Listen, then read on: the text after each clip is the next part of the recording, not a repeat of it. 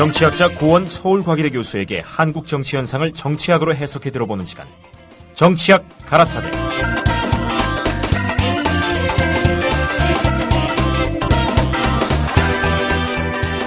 네, 온 국민이 세월호 참사로 인해서 비탄에 잠겨 있는데요. 이 문제에 대해서 정치학자들은 어떻게 바라보고 있는지 한번 점검을 해보도록 하겠습니다. 고원 교수님 연결됐습니까? 예, 안녕하세요. 예, 안녕하세요. 예. 이번 참사를 정치학적 관점에서 본다면 어떻게 규정을 할 수 있을까요?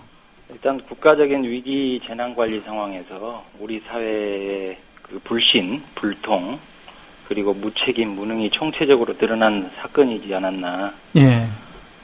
나라의 근본이 무너지고 있지 않나 하는 그런 우려가 현실로 보여준 사건이었다. 이렇게 보고 싶습니다. 예. 특히 이제 우리 국가가 하나의 공동체로서 존립하기 위해서 두 가지 이 토대가 가장 중요한데요. 예. 그러니까 하나가 이제 이 생산을 담당하는 그 직업에서의 직업윤리, 노동윤리고요. 예. 또 하나가 사회 전체의 어떤 규칙을 관장하는 국가의 공적윤리 이 두 가지인데 이 두 가지가 우리 사회에서 굉장히 심각한 위험 수위에 도달했다라고 하는 것들이 이번 참사를 통해서 어떤 보여진 모습들이 아닌가 그렇게 생각됩니다. 그 직업에서의 노동윤리라고 말씀을 하시면 그 선장이나 그 승무원들이 이번에 먼저 탈출한 지금 그 그렇습니다. 건을 말씀을 하시죠? 예, 그렇습니다. 예.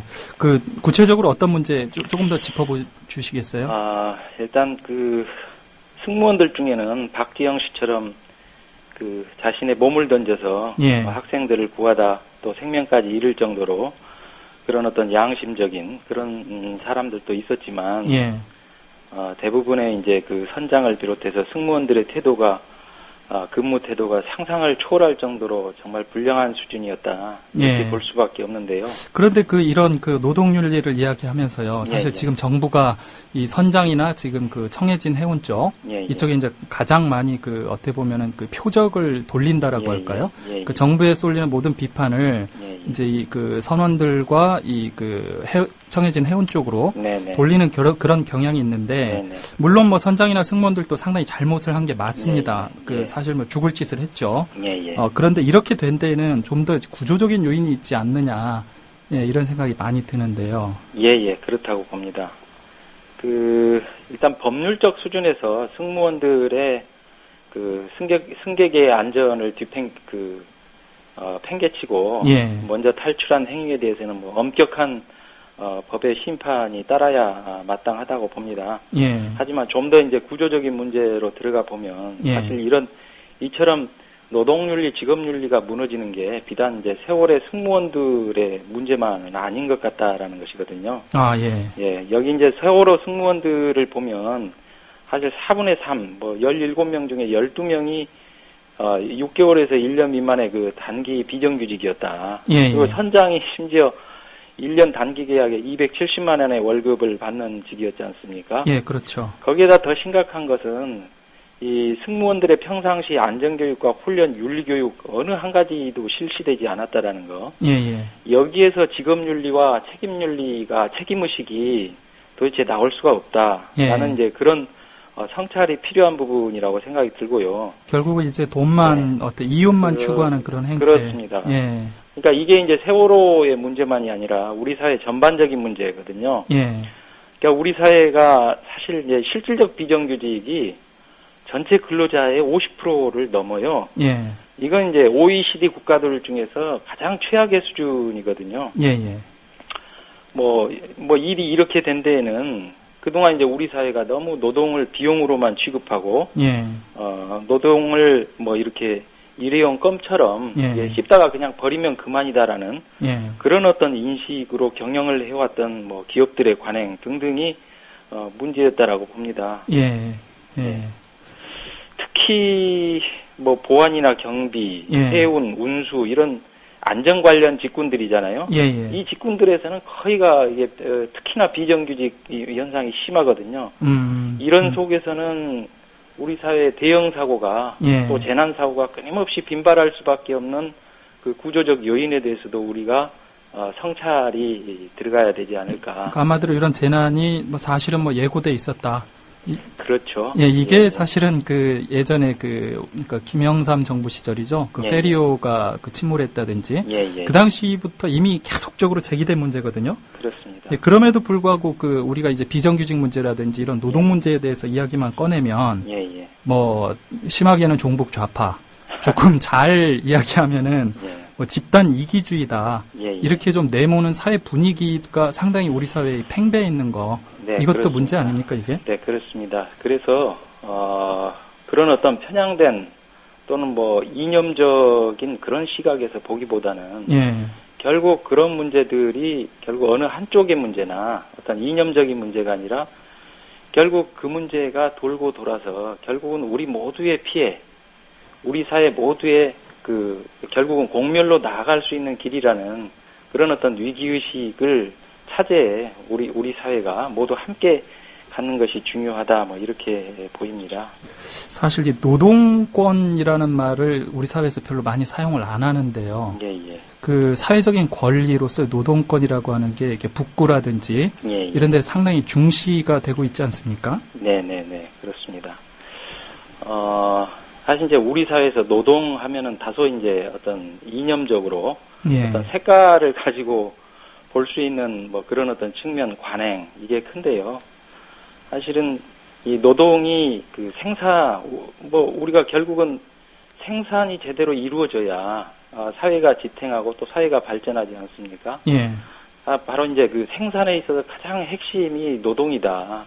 그 노동의 바로 이제 그런 어떤 노동이 굉장히 중요한 것인데, 우리 사회는, 특히 지난 20년 사이에, 노동을 매우 천시해온 이런 풍조들이, 굉장히 심각했고, 또 그런 어떤 관행들이 결국 우리 사회의 이런 어떤 엄청난 재난, 재앙으로 다가왔다. 이런 어떤 인식의 전환이 필요하다라고 보여집니다. 사실 예전에 한 방송사 프로그램을 제가 본 적이 있었는데요. 거기에서 보니까 핀란드였던가요? 북구 쪽에 핀란드 대사. 그분이었던가. 그분이 자기가 노동조합 조합원이라고 당당하게 이야기를 하는 모습을 본 적이 있어요. 그게 이제 선진국의 모습이죠. 노동에 대해서 우리가 편향된 시각, 뭔가 이렇게 어떤 잘못된 노동을 좀 천시하거나 비하하는 그런 어떤 인식을 가지고 있는 사회라면 그 사회의 그런 모습들이 바로 아직은 선진화가 제대로 되지 못했다라는 그런 증거겠죠. 초점을 조금 돌렸어요. 아까 이제 국가 공동체 이제 두 가지 토대, 그 중에 하나로 이제 직업에서의 노동 윤리를 말씀하셨고요. 또 다른 측면이 이제 국가 및 정부의 어떤 공적 윤리의 문제를 이야기를 하셨는데요. 국가의 공적 윤리 측면에서 어떤 문제를 짚어볼 수 있을까요? 이제 이번 어떤 사고에서도 명확하게 보여집니다만, 사고가 났음에도 불구하고 배가 지금 안전한 상태인지 유무를 24시간 감시해야 하는 그 당국의 의무가 있지 않습니까?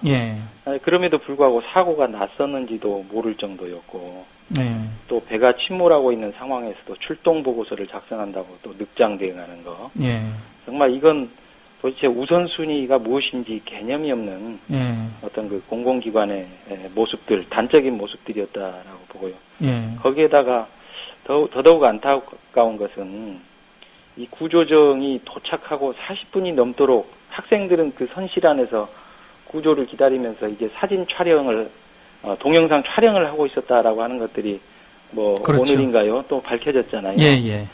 도대체, 왜 이런 어떤, 시간들이 있었음에도 불구하고, 왜 이 구조 요원들이 선실 안에까지 진입하지 않았는지, 뭐 이런 것들을, 볼 때, 뭔가 이렇게 어떤 국가, 정부의 어떤 공적 기능에 뭔가 이게 이 누수, 결함이 있다라고 하는 것들은 이제 지적하지 않을 수 없는데요. 뿐만 아니라 책임 있는 결정을 내려야 할 컨트롤 타워가 있는지 없는지 매우 우왕좌왕했잖아요. 그렇죠.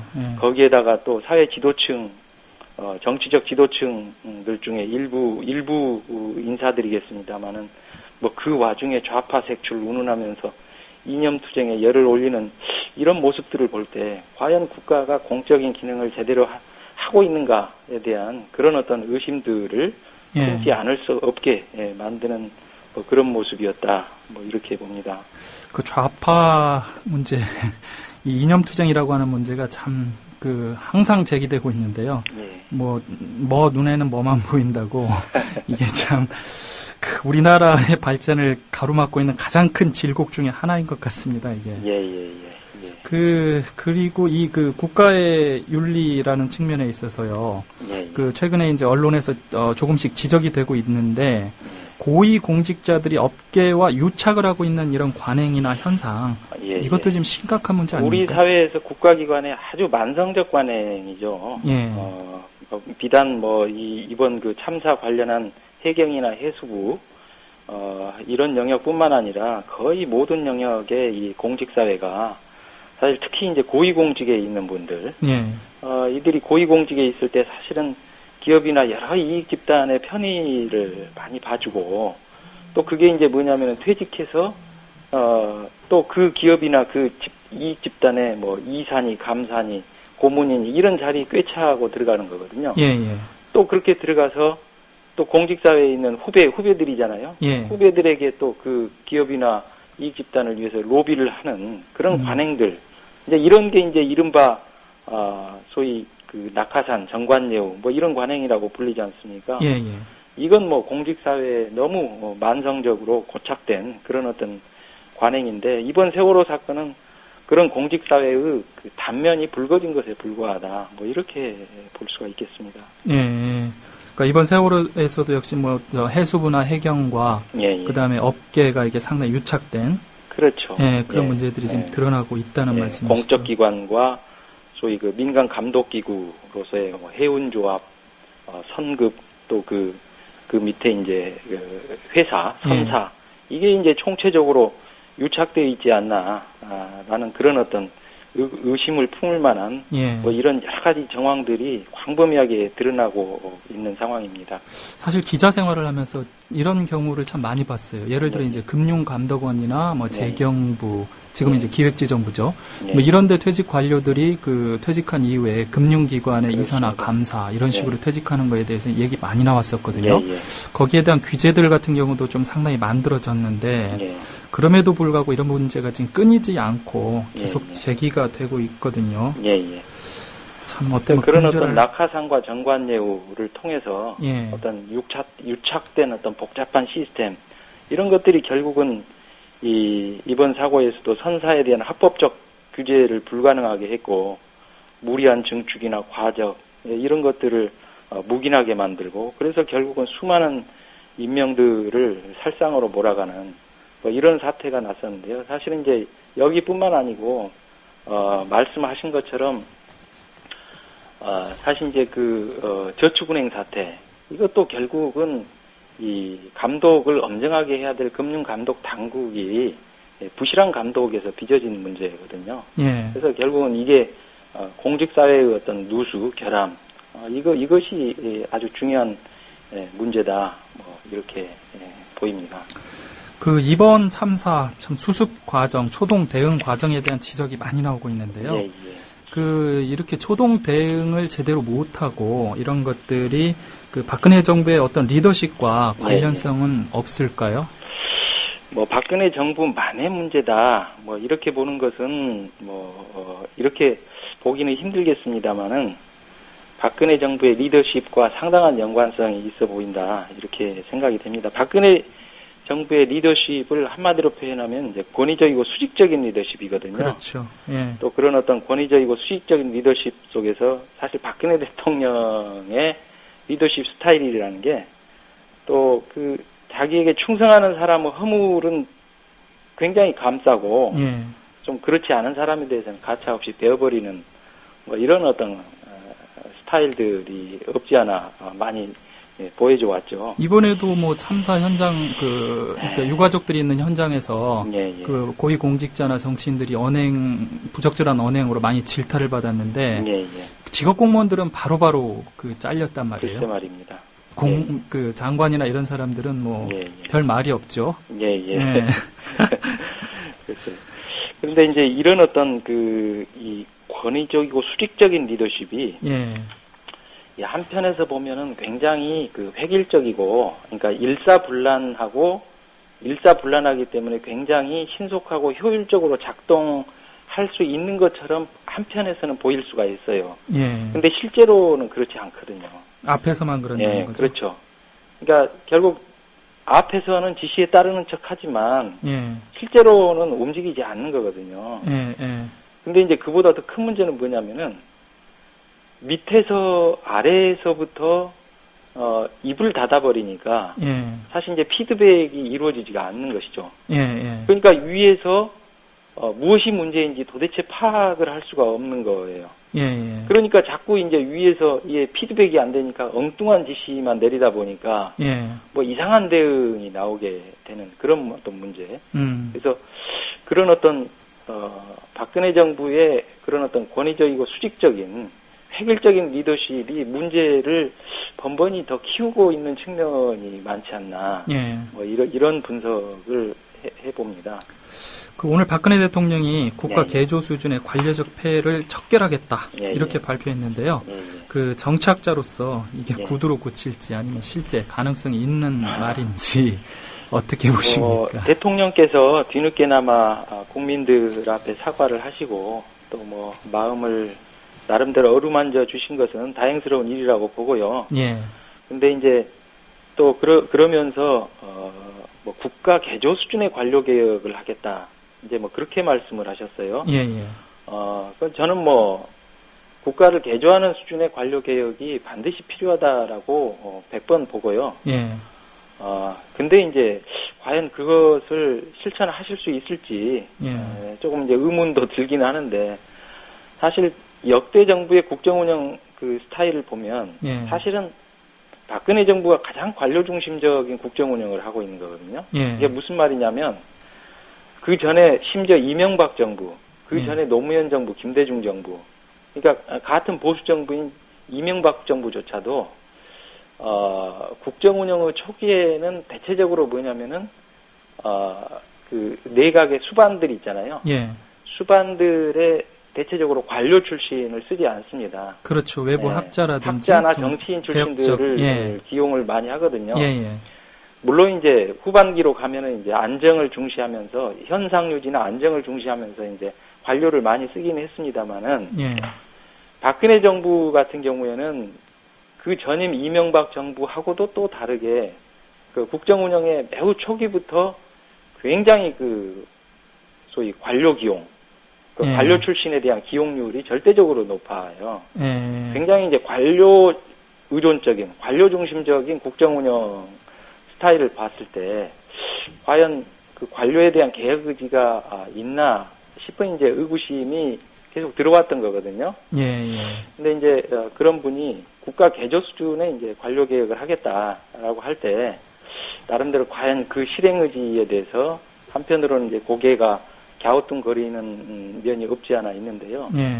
아무튼 뭐 그게 부디 잘 실행되길 바라는 게 국민으로서의 바람이죠, 뭐.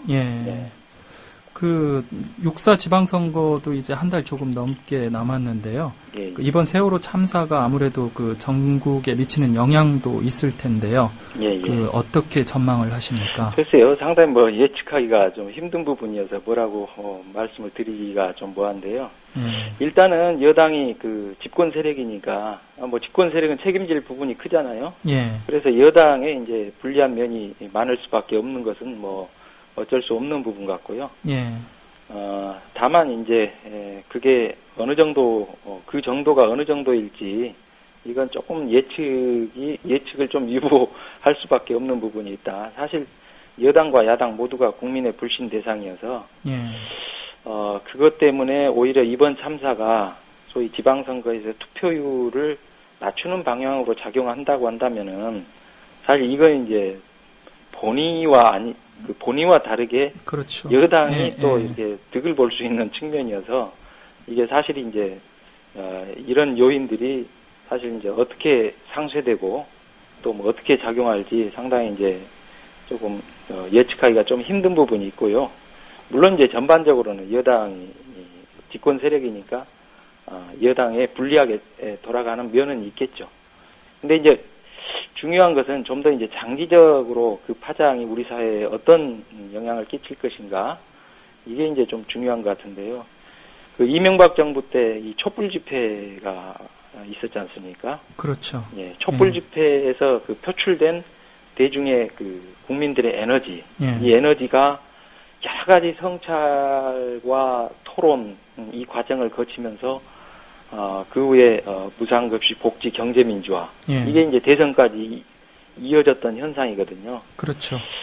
이번 사건을 통해서 국민들의 어떤 그 의식이나 심리에 미친 파장이 촛불 집회 못지않게 굉장히 커 보입니다. 바로 이제 이 사건을 통해서 표출된 국민들의 그런 어떤 성찰이나 자성, 이런 것들이 어떤 형태의 사회 개혁의 동력으로 이어질지, 이런 부분들에 대한 주목이 필요하지 않나, 뭐 이런 생각입니다.